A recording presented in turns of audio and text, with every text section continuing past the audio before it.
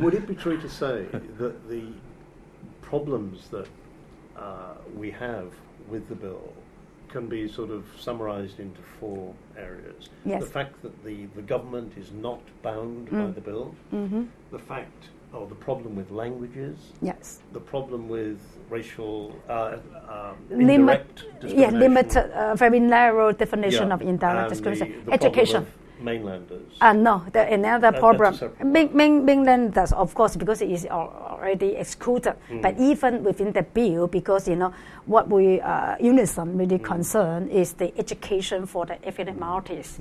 But right. now, because under this bill, for the education, the ethnic minorities, they cannot have a better chances or quality, because it says that for the education, including schools and establishments or education bureau, they don't have to make any special arrangement. They right. don't have to provide any extra support to the ethnic minorities children. So this one, is also one of our main concerns. Yeah. We've got about 3 minutes left. Yeah. Could you mention the United Nations position on this and what is being done by the United Nations and by Hong Kong too?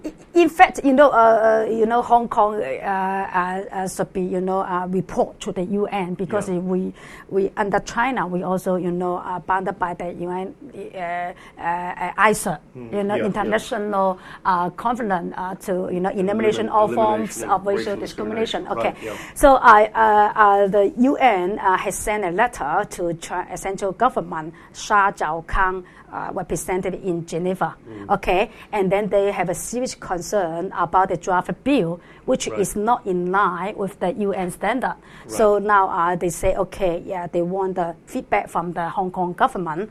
The deadline should be end of November, but the Hong Kong government, of course, is not doing anything. Yes. But I have to tell you, because for the UN, they are ready to have a public hearing in the coming February. At that time, if the government still not improve or do something, it will be very embarrassed and will be seriously criticized by the UN, because the government always said that we are international city. Yes, we want to upkeep ourselves with international standard. We are multicultural society. We welcome everybody come here. But in the reality, not really. So I think the government has to explain to the UN.